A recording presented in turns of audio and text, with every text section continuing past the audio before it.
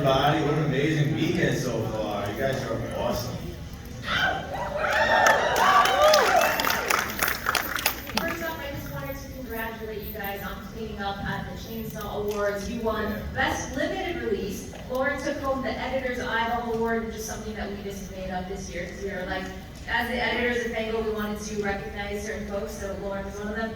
And Damien, you took Best Makeup Effects as well. And then I will tell you our big writing category, Unprompted. We asked you guys to write in Best Kill. Do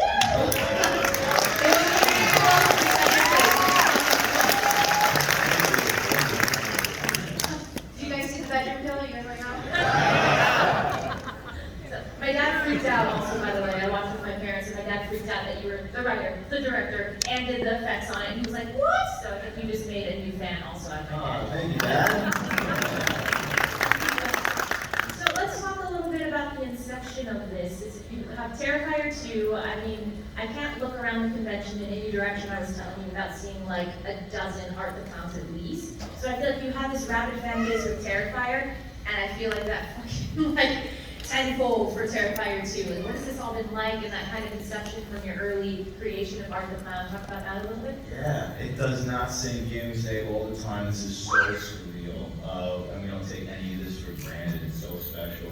Because if you just judge it by Terrifier 2, it kind of seems like an overnight success. Like it came, it blew up, and then turned into this new thing. But really, it's been a very long journey. So I created Art the Clown back in 2005 or 6 for my first short film.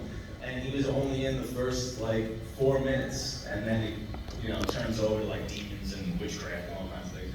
And when people would see that, they would just say, "Dude, that clown at the beginning is like insane. He looks so cool. He's so creepy. You have to just keep going and making more things with that." And then I decided to make another short film years later, which was called Terrifier, and that's kind of when I personally realized, or I was like, this character, there really is something cool there. There's something special, and I just had to keep following him. Like the North Star that I had to keep following to where I was gonna go. So again, it's been a really long journey, but it wasn't until then that I realized we had something special. With part 2, I mean, we didn't even know it was gonna go into the movie theaters because it's so unprecedented. Like, the first one did it, and now we have this sequel to an obscure movie that's unrated. It's 2 hours and 18 minutes long, and they would ask me, "You think it's gonna go in the theaters?" And I'm like, "Probably not. It's kind of never happened before." And then kudos to Cinedigm who put it out, because they were really pushing for theatrical. I said, "If you can do it, that's going to be great," but I'm not going to hold my breath. But sure enough, they got it into a handful of theaters, like maybe 800 theaters for 1 weekend. That's when it was supposed to play, just 1 weekend. And then by that Sunday, reports on Twitter and social media started coming out that people were passing out and fainting in the theater.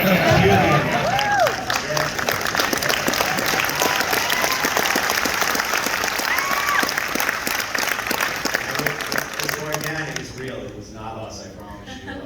There's an amazing picture on Twitter that popped up, which I'm sorry, but it was like a guy had a panic attack or puked or fainted, and he's in the lobby, and they put like an emoji over his face, and it's just like his friend filming him, and paramedics walking over to him, and above his shoulder is the Terrifier 2 poster.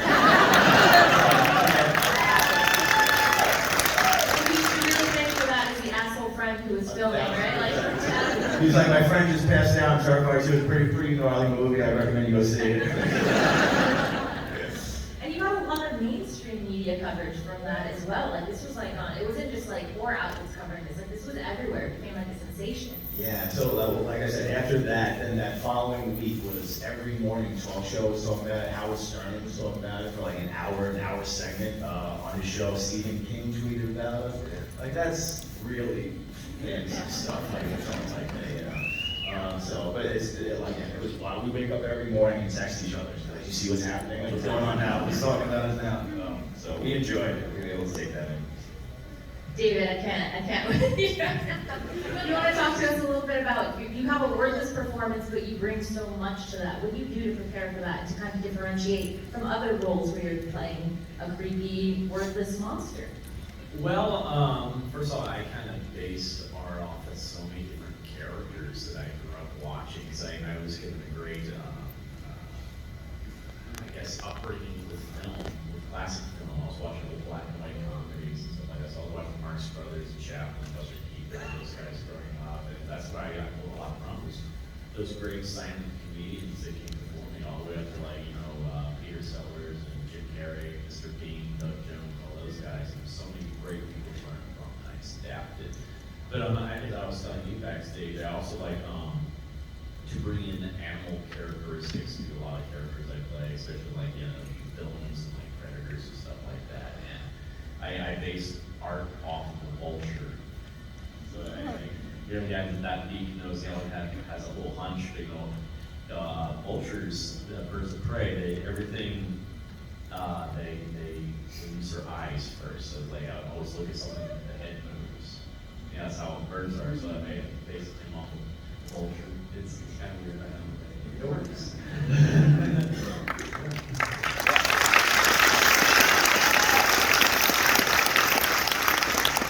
The two of you together as like a unit have managed to do something that I think a lot of people aspire to do and just doesn't always land. And you created this new iconic slasher that is now lives in like the lexicon of legends. And people often try to do that. That's like the goal, but it just doesn't land. But again, like how many art clowns are in this room right now? So I've been seeing them walking around all weekend, and I mean, it's now up there with like the Jasons and the Michaels, and that's just crazy to me. Like, how do you feel like just like it's just blown up and you just see it everywhere? It's pretty amazing. I like it. Like I said before, it really doesn't sink in. I think it's because hopefully the reason why it worked is because it's organic and it's always coming from a genuine place of a genuine fan. I've been obsessed with the slasher since I'm a little kid. I used to have the screaming model kits when I was like 6 years old. I had Jason, all the Michael Myers, Freddy in my room. I was watching them since I'm 3. Literally. Thanks to my mother, I say all the time. She named me after the home, I'm sure you all know that. I was subjected to horror at a very young age. And really just consuming that for years and years. And I was always kind of the outcast amongst my friends and everything. I was the weirdo horror kid, But eventually you put so much stuff in, you gotta put something out eventually. So when I realized I wanted to be a makeup artist and filmmaker, I mean, it's really, everything is just, giving back, paying homage to the things that I love. And Terrifier and Art the Clown, they really are. It's just this hodgepodge, this collection of all the greatest hits of the slashers and movies that I grew up idolizing. What was your first horror movie? Do you remember? I mean, does Jaws count? Because definitely Jaws, and they were the first movies I started watching were all taped off of television, so they were edited. So, but believe it or not, it was Halloween, Friday the 13th Part 4, 3, and Nightmare on Elm Street 1. Those were like, and I'm talking 3 years old, literally watching it. So, people don't believe it, yeah. No joke. Shout out to your mom. Yeah, Mom Leone.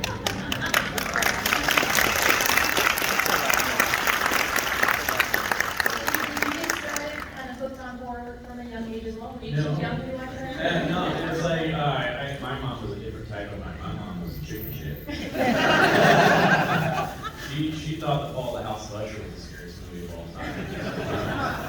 If she was still alive, she would be like, I love you, baby, but no, I did not watch this.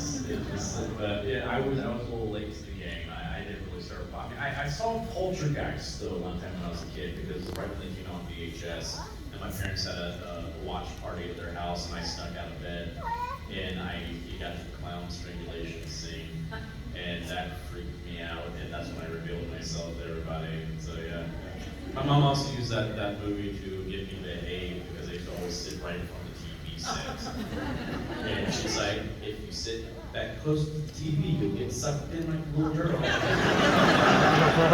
It worked for years. I used to like walk like a wyvern around the TV. She was notorious for that kind of stuff. She was creative. She told me like, also if I picked my nose and ate my butters, that the boogers were worm eggs, and they would hatch in my stomach, and I'll have to get my stomach off. I believed that too for a long time. And that's why I worked at Clown.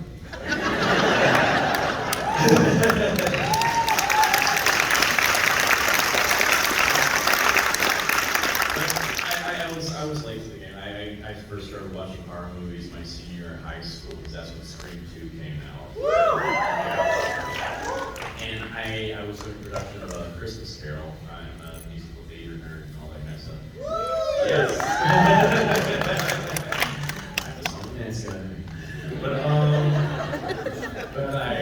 there was a girl in the cast I had a crush on, and she asked me if I wanted to go with the rest of the cast to go see Scream 2, and I did not chicken out from her, so I went and I had a blast into the next year in college. My roommate and I would go every single weekend and just really like just rent stacks of tapes. There was a time when people went to the movie rentals. Tapes called VHS. You just watch the whole entire franchise over the weekend, and that's how I got out. And I was like, oh my God, this is great. Open up, I'll talk about this. You also created, which I appreciate, an iconic final girl in Terrifier 2. That look. I was hoping that I would see a lot of those this weekend. It's maybe it's difficult to replicate. It's very much constant, but there were a couple. One in particular was like astonishing. She just finished it that morning. Yeah. Because that was one of the hardest things we had to build in the movie, believe it or not. Really? Yeah. Like we were building it up until the moment we started shooting it. The first time we shot her in the costume was her going into the carnival, the exterior, was looking for Jonathan, and it still wasn't finished. Like we shot her from behind, like she only had like one side of the skirt finished, so we had to like turn it around. They didn't have any sheen on it. But yeah, it was a nightmare. That costume. But, It was worth it though. yeah, it's worth it. It looks great. But yeah, Lauren Rivera just knocked that performance out of the park. I mean, that doesn't.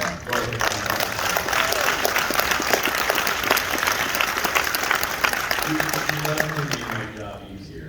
I mean, she was just absolutely fantastic, and she was my rock during a lot of this too, because especially when we're filming that last big huge segment there, and the big finale there, the not amusement park, but it wasn't the amusement park, but like the Lighthouse, the Terrifier. That was a long ordeal in very miserable conditions in the middle of winter, and we were each other's rock, I guess, through all of that. We were powering through it, and she's fantastic. And it's like, I mean, she gave me so much to work off of, and it's just like I adore her, and I'm so glad that I have someone like that be my foil for years to come. She is the Batman to my Joker. Yeah, well, part one was really just a showcase for Art the Clown.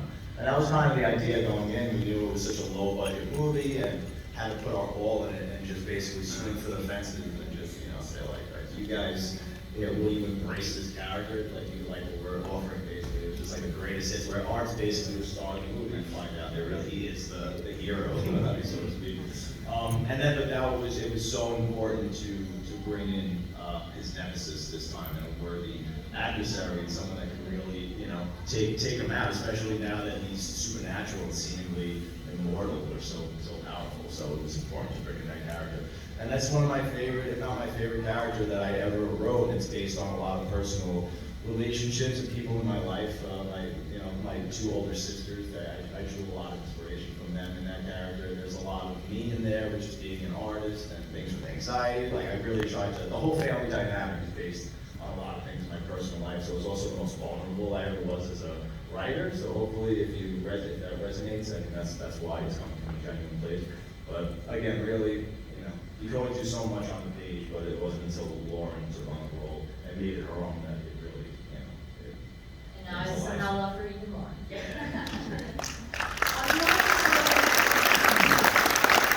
about the effects, particularly in that bedroom scene. The scene.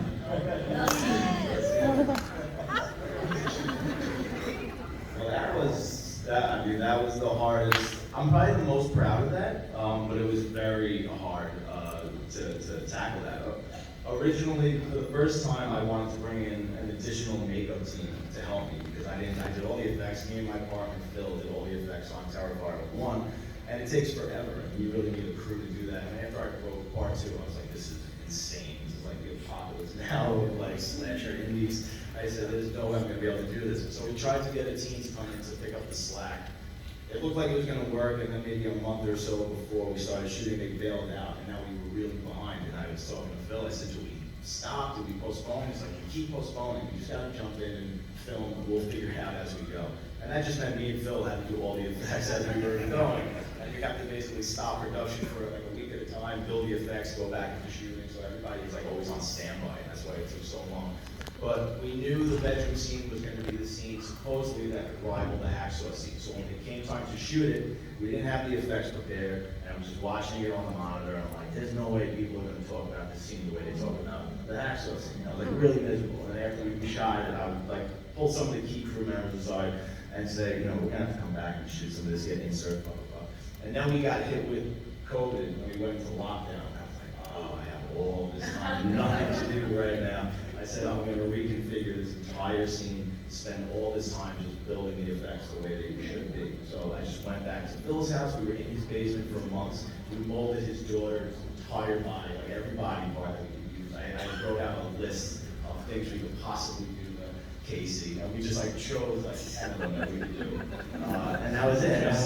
When we finally there's one thing that I didn't get to do because I felt like we were pushing it a little too far. had to pull back. I had to pull back. I had a part where he actually bites her tongue out. That was pushing it. That was pushing it. Then she would have been able to say mom too. So. That's true. The L's are the tricky ones. That's right. That's right. But yeah, but then we went back. We went back finally when the lockdown was done, and we shot that entire scene for 5 days straight, which is a long time to shoot that scene and a long time to put Casey Hartnett through hell. I mean, my God, like everything I just said about Lauren, I could say about Casey. I mean, she was the MVP. She did not complain once. We shot that in a barn, in a set we built in a barn in the middle of the winter. It was freezing. I mean, we had space heaters in between shooting that, but every time we had to shoot, we had to shut them off because we were trying to record sound. You don't want to hear that going.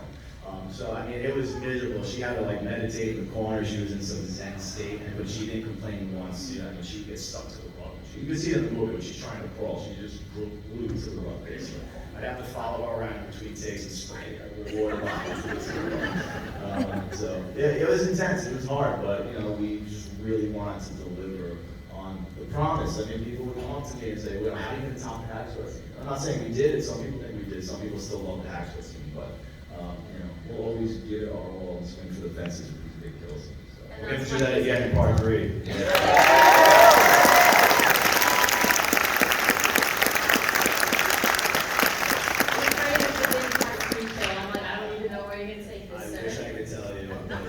I didn't even know that.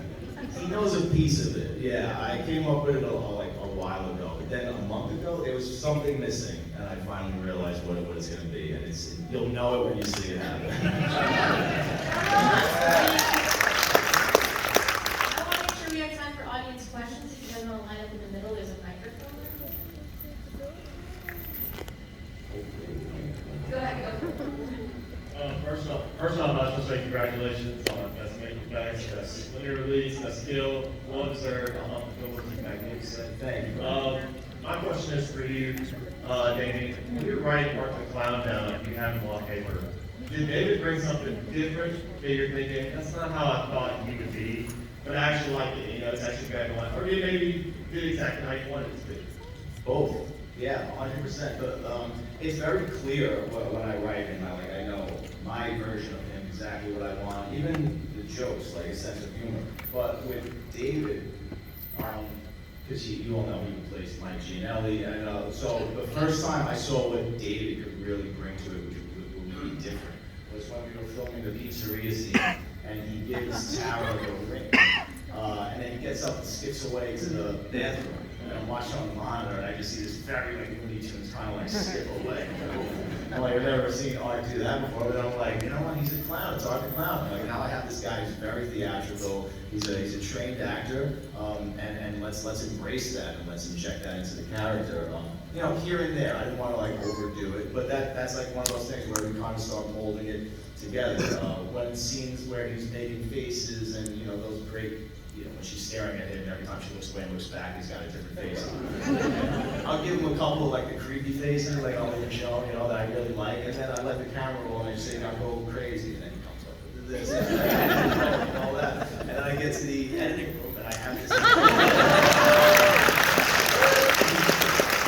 Awesome, I appreciate it. David, can you do me a favor and just stand up and just give me the bird, just one time?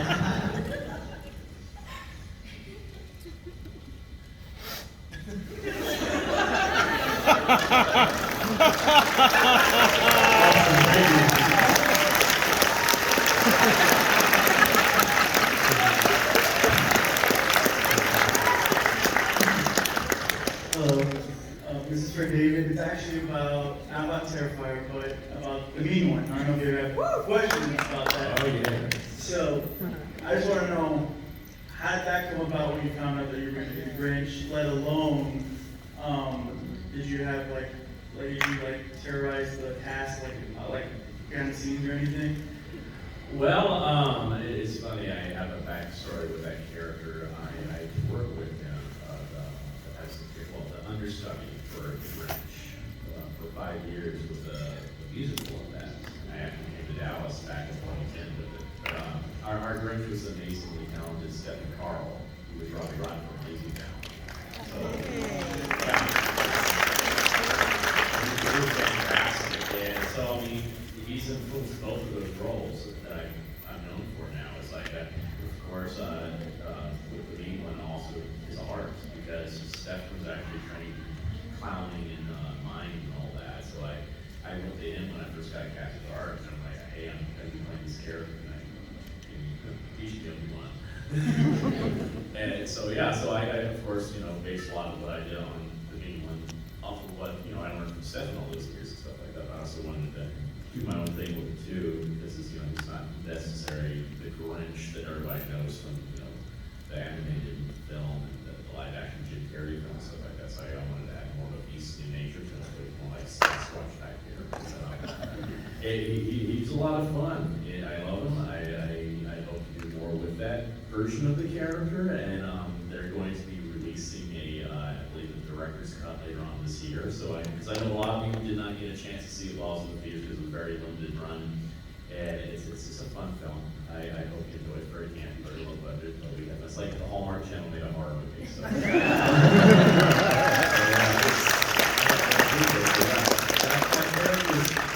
It's one of my favorite American tales, because really that's How There's No Christmas is America's first real Christmas story. When you think about it, some of the other Christmas stories that we have are based in Europe. So that's a very uniquely American Christmas story.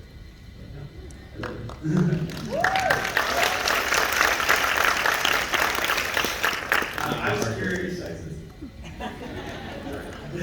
was curious where the idea of the trash bag, the black trash bag came from, because I think it's pretty iconic when he's out in public.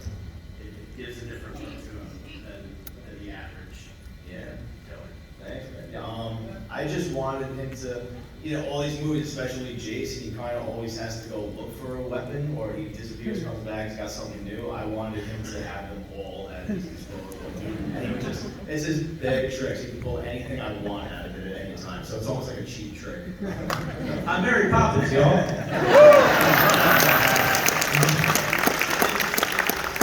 Do you enjoy doing it really more, or when you were getting killed? Do I enjoy getting killed more or killing more people? Yeah, well, I definitely enjoy killing people. Who wants to die? Dude, everybody wants to die. That's the only question I get these days. How do I get killed in Terrifier? It is fun. It's a great way to deal with stress. I mean, he would sometimes do this, like, pretend such so and so, and I'm like, I actually wanted to bring up your appearance in Pete Davidson's Bupkis. How did that happen, and do you plan on making more appearances in other projects, or small projects, big projects? Yeah, so Pete's a huge fan of Terrifier, like really huge. A week before Terrifier 2 hit the movie theaters, I got an email from his rep saying, hey, I represent Pete Davidson, he's a huge fan, and he'd love for you to call him. And I was like, what? And I thought it was a joke, it was somebody pranking me. I was like, all right, like here's my number. And sure enough, I get a text message, and he's like, hey, it's Pete Bates. He's like, I'm on set right now, but can you talk in like an hour? And I'm like, sure. Yeah, well, I still think it's a prank. And then sure enough, the phone rings, I pick it up, and he's like, yo, I'm like, that's Pete fucking Bates. And he's like, dude, he's like, I've been the biggest Terrifier fan. He's like, I just found out a part 2's coming out. He's like, everybody on SNL has seen that Hacksaw scene. He's like, it's all I do is show everybody. He's like a troll, like he loves messing with people. It's amazing. And then he came. We both live on Staten Island, and then he rented out a movie theater there for a private screening. He had us show it, and I went there with my producer Phil, and he showed him Terrifier 2, and he loved it. And then maybe like a couple of weeks later, he texted me, and he's like, hey man, I got this idea. I'm shooting this show. Spoiler, I guess if you haven't seen both this. He's like, there's a scene where he's like, I'm in rehab and I'm high, I'm hallucinating, and the people in front of me start morphing into celebrities in my mind. He's like, what if one of them is Art the Clown? He's like, you don't have to do it. He's like, but I thought that'd be crazy. I'm like, oh, 100%. Because it doesn't mess with the mythology, and that movie's kind of based on that show is based sort of on his life, so him being a fan is perfect. So we just went down and spent one day. They kind of let me direct it, but I mean, me and Dave just did our thing. He improvised, we made faces, the typical faces and stuff. And they were just having a blast. The whole cast and crew, treated him like a rock star on set. They all wanted to see him. It's so awesome. Like I even scared the crap out of Machine Gun Kelly. That's another thing. Like people do. It'll be 2 o'clock in the morning. I'll get a video from Pete. I'll open it up, and it's Machine Gun Kelly watching Terrifier 2 and freaking out. It's laughing. It's insane. It's so surreal. So, yeah, it's been wild. So after I watched Terrifier 2, my mom looked over at me and she's like, I wonder what kind of trash bags they use. So we were just curious, what kind of trash bags do y'all use after Terrifier?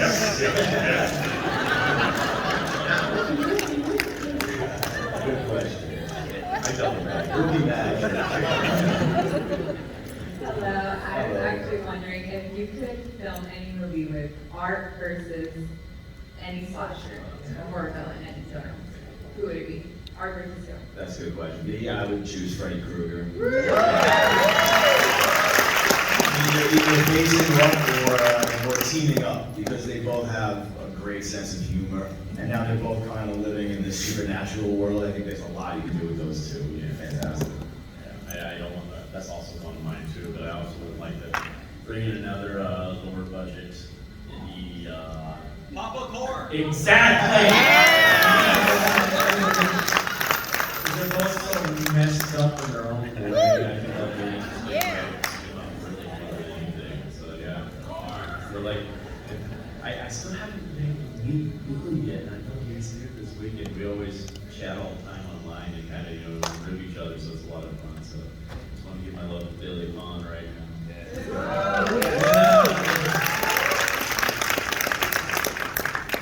I have 2 questions for both of you. My first one is, what's your favorite weapon that Art uses? Mine would be his, I guess you call it the Cat of Nine Tails. I think that's his most unique weapon that he has. I think it's a really cool weapon. It's a horrible thing. I've actually now been on the receiving end of it, both on screen and in real life, because Lauren got me across the lip one night with that thing, and I was like, woohoo! I was like, now I know how it feels for everybody else, and that's not a lot of fun. But what I think is really cool about that weapon, too, what makes it a little bit more unique, is those aren't ropes attaching all the instruments. That's the hair of the victims.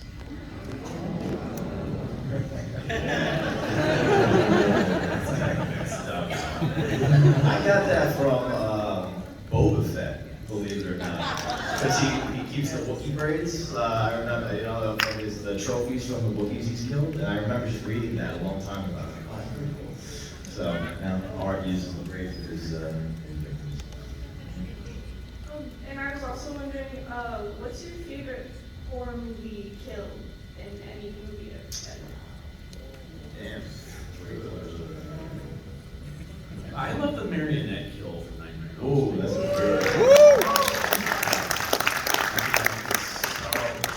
Messed up. It looks so cool too. So creative. Yeah. Right? I can't think off the top of my head, but I would say a kill I watch over and over, and I already said it's my favorite movie of all time, is Quinn being eaten at the end of Jaws.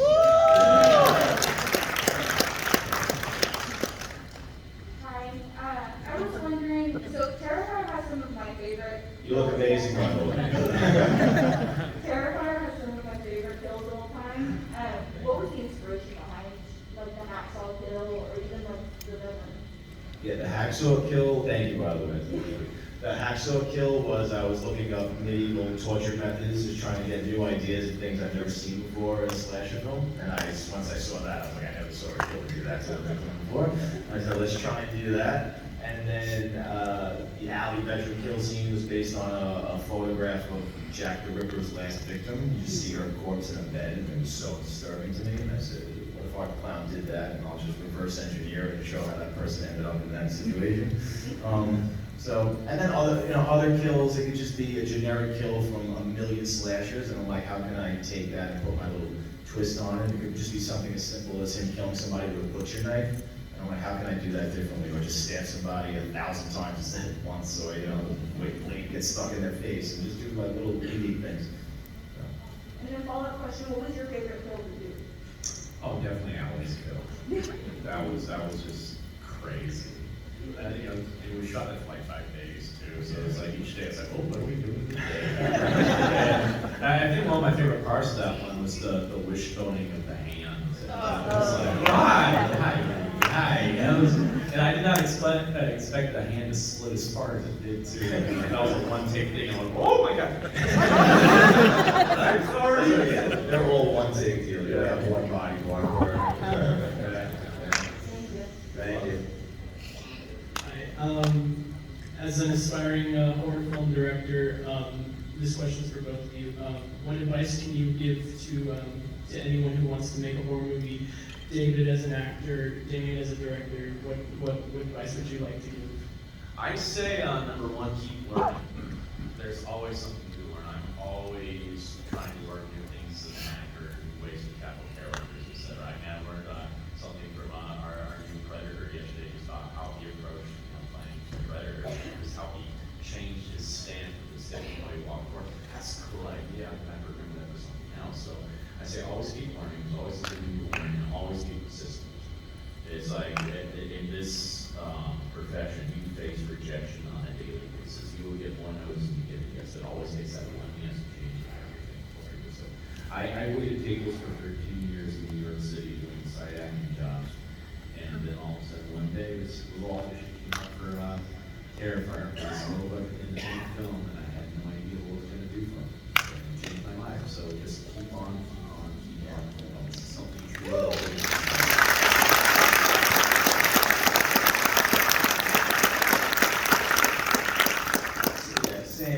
Just keep making movies, no matter how small, no matter how big, just little 2-minute short films, whatever. You're just gonna keep learning. Everything you make, you're gonna make mistakes, and you're gonna learn to avoid those the next time. And you're just gonna keep studying movies. You learn so much by just watching movies, watching great filmmakers, and picking up their techniques. The other thing I say is if you're gonna get into the horror genre, whenever I would make something, I would say, I have to put something in here that is going to stand out, that's going to get people talking.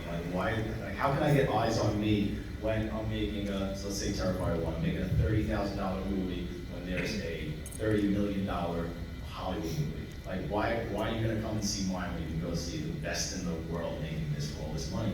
And it's like, all right, you know what I'm going to do? I'm going to put the hacksaw scene in my movie. I'm going to show you things that they will never show you in a million years. And that gets people talking. I mean, people left that theater or left Netflix saying, holy shit, like I just saw the craziest thing, you have to check this out. So, put things in, and I'm not saying it has to be horror oriented, but just put something cool that's really going to get people talking. You got to stand it out. Go off the way.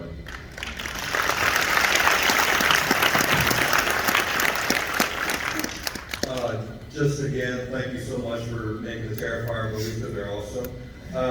One thing that's cool with Terrifier 2 is you start to expand a little bit of the lore of Art the Clown. And I'm just curious, I know you said no spoilers, but is there a chance maybe we'll see the subway demons again? No. Yeah, I think I'd say probably no subway demons. but you're gonna see a lot of crazy shit in parties. That's all we ask. Hello. Hey. This question is for David. My question is, how did you physically and mentally prepare for the role of Art? Because it's super amazing role, and I'm wondering, you know, probably after filming, did you accidentally, like, just say I'm talking to a friend and then, you know, Art just slipped out of nowhere. Accidentally stabbed in the face. Ran by night. That's a good question. Yeah. Well, first off, I wasn't the first one to play Art. It was Mike Gianelli played in All Hallows Eve, so I already had something to base it off of, which I was very grateful for. It made my job easier. Mike set a great foundation for me to build off of. So I looked at a lot of his performance. I it's a lot of nuances he brought to the character, and then I wanted to bring more of the physical clowning aspect to Art, since he's Art the clown. I felt that would help separate him from a lot of the other silent killers out there that would add more personality to him, especially since the makeup lends itself to more versatility. He's not behind a static mask like Mike Myers and Jason and those type of characters. So I brought in all my experience from doing physical comedy my whole entire life. Although I was a comedy guy, I did a lot of children's theater too. So, and children love physical comedy.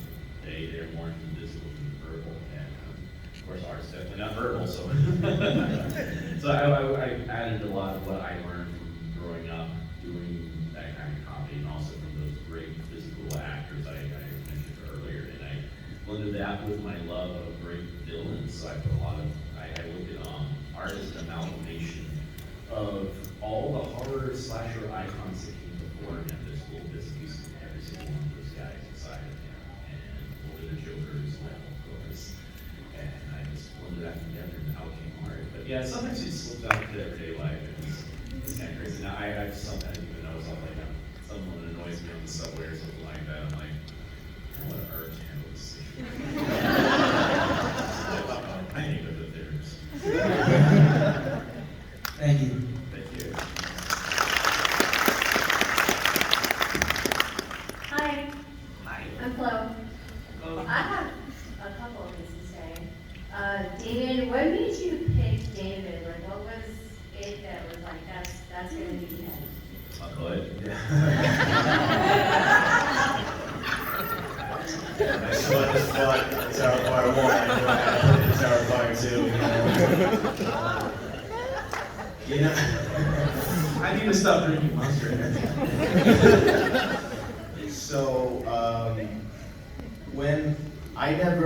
there was never an audition for Art the Clown with my buddy Mike Gianelli, right? So when I was making the first short film, The Night Circle with Art, I already had his life cast, and I knew I was gonna sculpt a prosthetic for this character. And I said, hey, dude, I already have your life cast. I said, I know you're not an actor, but I have this clown character. All you really gotta do is just sit there and make kind of like weird faces and smile, and just kind of like walk from here to here. I'm like, trust me, you can do it. I need you. It'll take you like one day. We'll shoot this. And he's like, all right. And before you know it, he gets roped into playing Art the Clown, and it starts kind of taking off, and then he has to keep playing him. So when it came time to do Terrifier, I told him, I said, look, this is our shot to make finally a feature, that we've been trying to make forever. And years had gone by, and he just, had a heart-to-heart with me. He was like, dude, I'm not an actor. I don't really, want to do this with my life, and I can't go through all these hours in the Navy chair and this and that. So he, walked away. And then I said, all these years, everything I've made, the ups and downs, pretty unanimous. Everybody loved Art the Clown. He worked, and I was like, shit, now I got to start from scratch, and I have to find an actor. But now that I was holding auditions and I could start from scratch, I said, I want this actor to be taller and thinner because I think he's gonna look way creepier, and it's gonna just make the prosthetic look so much better, because I sculpted a very gaunt, zombie-like, features, like with the sunken eyes and everything. So David was like the sixth person that comes in the room, and as soon as I saw him walk in, I was like, bingo, I was like, that guy's gonna look great in that makeup. He's gonna look great in that prosthetic. And then he had this really wonderful big smile as well. Show him. So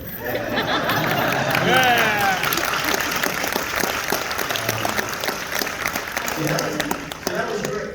I would have been happy there, honestly. I would have felt like I could have directed him, you know, hopefully. But then he said, well, what do I do? And he didn't really have any sides or anything. And I said, you know, you're a silent killer clown. I just need to see you act as if you're decapitating somebody, but you're very happy about it. You're very gleeful. You're having a great time. And then you could see the audition online, and he just flipped the switch, and he just did what you now see as Art the Clown, basically. And I was like, oh my God, I was like, now this is an actor. I can put that makeup. He's going to bring so much more to it. So he was like I said, he was about the sixth person to come into the room, and it was just me and Phil watching, and I was nudging Phil, we both laughing, like you know, we forgot we were having an audition. We just enjoyed what we were seeing. When he left, I said, I'm not really looking for anything else. I was like, I think that's the guy. I said, let's just have him come back and put the prosthetic on and film him doing exactly that. And that's basically what we did. So I pretty much knew as soon as he walked in the room that he was going to be the guy.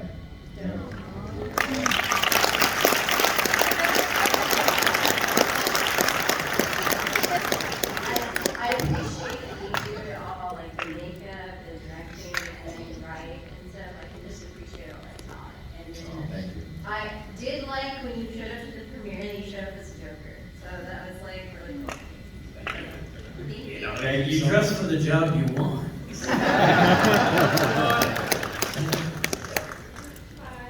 I just wanted to say thank you for making the movie.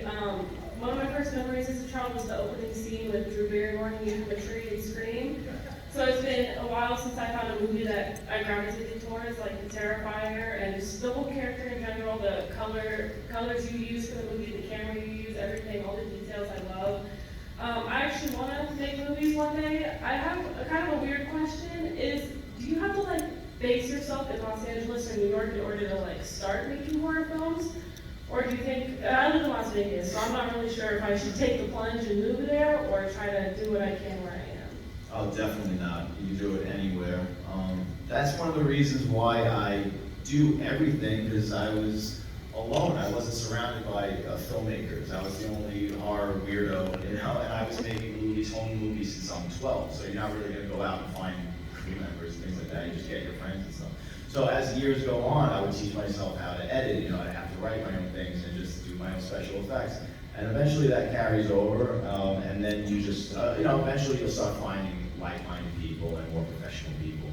So you definitely don't need to be. I mean, it could help. I mean, if you're an actor, that's a different, you know, question maybe, I'm sure. But even that's changing now because of, you know, there's some, you know, I think COVID changed a lot of that with, there's so many, just self-tape auditions going on now, so you don't even have to be in the city to audition.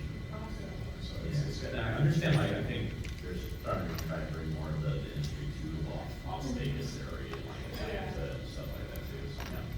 There's plenty of opportunities. Yeah, you just have to be hungry and have the, Oh, yeah, I'm you know, hungry. have some talent. It doesn't have to be extraordinary talent, but you have to be really passionate and persistent and believe in yourself and just don't give up. A lot of people get overwhelmed and they just give up.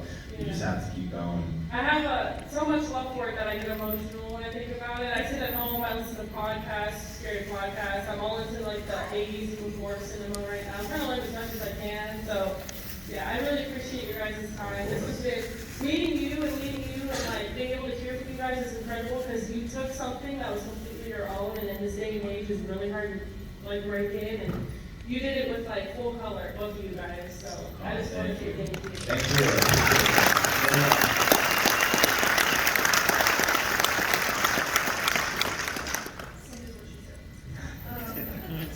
Mine's also in the film making aspect. I was more curious for both of you, like what non-horror films are the ones that like make you want to do what you do, if there are any. Like for me, what got me was like Fellowship of the Ring, Rear Window, and Marx Brothers. Absolutely. Duck Soup? Not any opposite. No, there's actually a kill that I would bet you want to put into one of these movies one day. I'm not going to give up this role if I get to put it in. It's a take on, I want to do something from Duck Soup, so. But I know your answer. Yeah. My answer, it's my favorite movie of all time, and it is why I got into wanting to, you know, do movies, be more of an actor, especially voiceover actor, is Who Framed Roger Rabbit?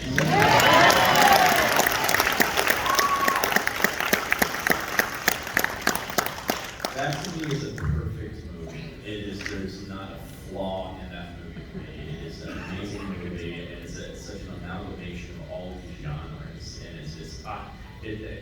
what got me into it also was they had a behind the scenes special on TV. I was like 8 years old at the time, and they showed how they made the movie.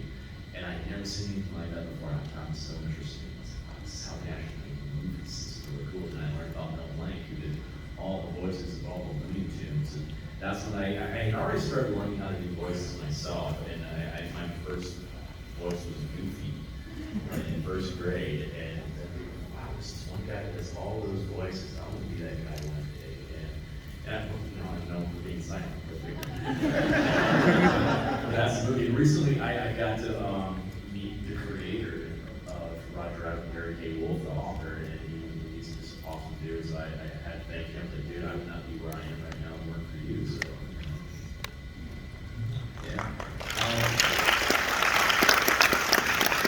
I think we could all agree that horror fans are just movie fans in general. Like, we all pretty much talk about any genre, right? In-depth movies that we love. And so I'm obsessed since I'm a kid with all movies and all genres. And even this is like Terrifier 2,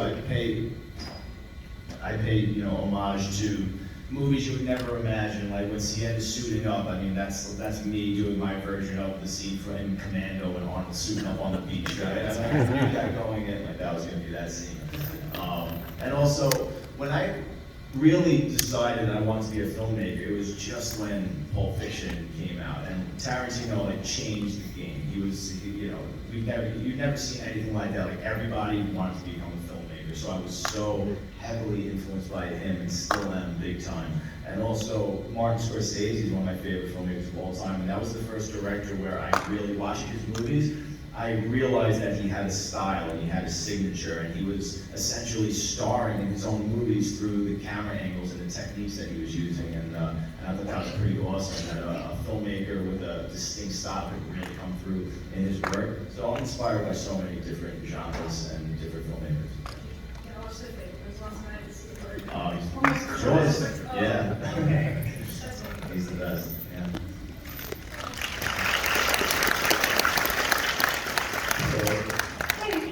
So I have one question for each of you guys, if that's okay. Wait, were you Sienna? Yes. Yeah, she had the best Sienna costume. Yeah. I'm excited. So I was wondering, this is kind of specific, but when Sienna first meets Art the Clown, she's wearing this like horizontal striped sweater. Is that intentional? Because like Art the Clown wears vertical and she's like the inverse of him? Well, no, that's actually really good, but it's but the black and white was intentional, because all of my costume and production designer would, give me a bunch of clothes to choose from, and I loved that shirt, and I was like, that looks the best. I was like, but it's black and white. I mean, with white, we can't. We're trying to do like distinct color schemes and patterns. I mean, that's clearly part of the clown. And then I was like, ooh, I said, if she wears that, she just had the Clown Cafe, scene just happened. I said, this could be like, now he's sort of working his way into her reality, into her subconscious, so like so we did know that going in, and that's the reason why I chose that one. Yeah. And then David, you said you're a musical theater nerd. Do you have a dream role that you would want to play?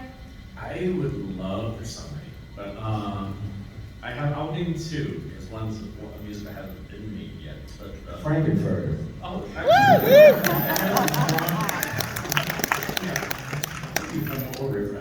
but I would really love to play Thenardier playing Ms. Rob. Or also David from Oliver. But also, I can't believe they have not made this a musical yet, because they've made so many musicals off the movies, but not this one. Nightmare Before Christmas, come on, Jen. Yeah! I want to be Jack Skellington's soul back. Just like, oh my God, it's such a long stage, come on. But also, I want to see Oogie Boogie's number on stage. If they can make Beetlejuice into an awesome musical, come on. You got Nightmare Before Christmas already has amazing music already, so come on!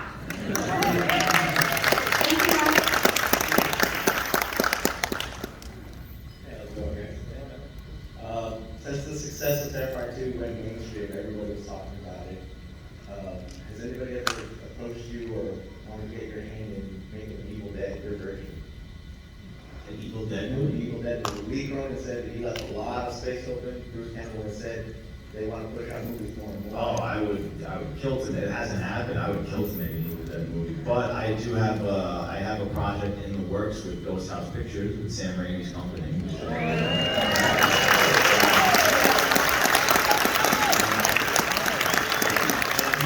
For all of you, most of you have met him, right, this week, and he is the coolest, nicest guy in the business. Yeah, I had a Zoom meeting with him, and I was so fucking nervous. But Evil Dead 2 is one of my favorite movies ever, especially part 2, since I was really young. So the Zoom meeting was to talk business, basically, and I shut it down just to fanboy out for like 10 minutes on Evil Dead 2. Before we get started, let me just say. So he's cool, though, he's so super cool, so that's exciting, but I would totally make an Evil Dead movie. Well, if it ever happened, I think you have a great tone for obviously comedy and horror, and both of you just make your own story, just knock it out of the park. We all watch it. Thanks, buddy.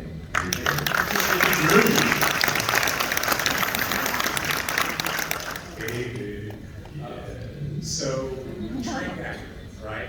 And semi. And then with art, you go silent.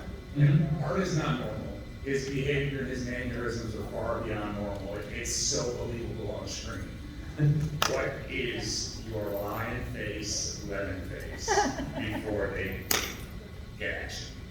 What's the last thing that you mentally or physically prepare for before action? I'm usually, I just do it. I guess this comes from like my stage days, because I have done some shows where I've had to play multiple characters in the same performance, like I did 39 Steps twice. I played over 60 characters in that show, and I had to play it, so I would have to have my own arguments with myself on stage.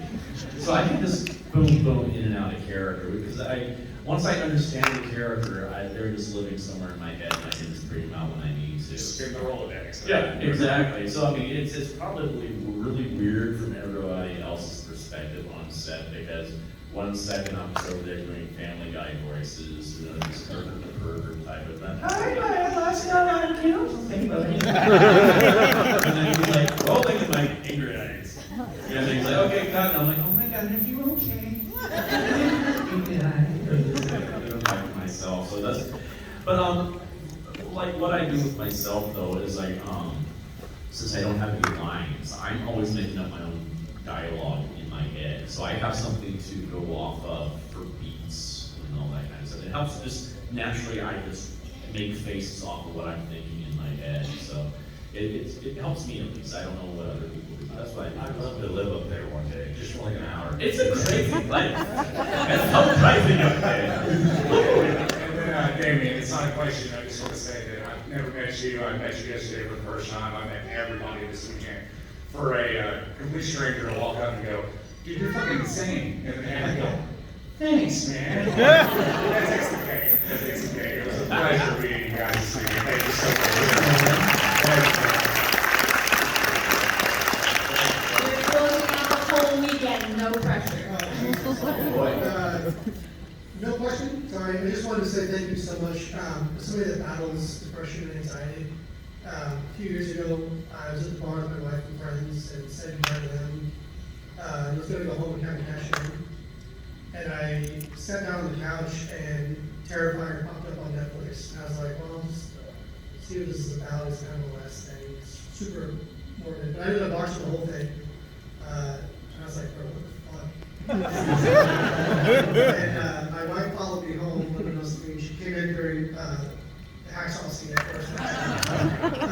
But since I watched that movie, went to bed, and got up and got help, and make movies of my own, and be forever thankful.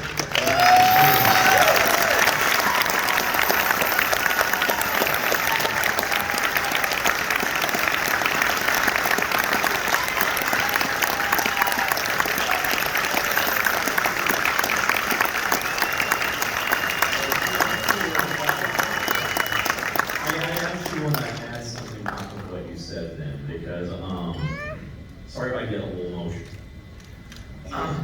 But I lost my mom when I was in college, and at the time I was studying to be an elementary school teacher. And I went through a hard time during that time period of my life, because it was like a year after my mom died, I was starting my internship with the schools. And my dog died, my grandmother died, my good friend of mine committed suicide, and my sister married a homeless man. And it's all in the month that I went to go into my internship at the schools, and I was, at the time, I was like the top of my class. I was like the ideal teacher, you know, all that kind of stuff. And I was majorly depressed. I was very angry at the world. And I was just not in my right frame of mind. I was just downward spiral, and it was affecting everything else in the classroom. I was making mistakes left and right, and I was like, what is wrong with me right now? And then one day, I'm doing story time with my children, and I'm doing all the fun little voices for the characters, and they're just laughing, having fun, and of course I had them on to math next, because they didn't want to move on to math, and I did like, we were doing multiplication and division and all that fun stuff, and it just dawned on me in that moment that I got more fulfillment out of entertaining my students than teaching them. And I had that epiphany about what I need to do with my life. Because right before my mom passed away, we had our final talk with each other. And it was the last thing she ever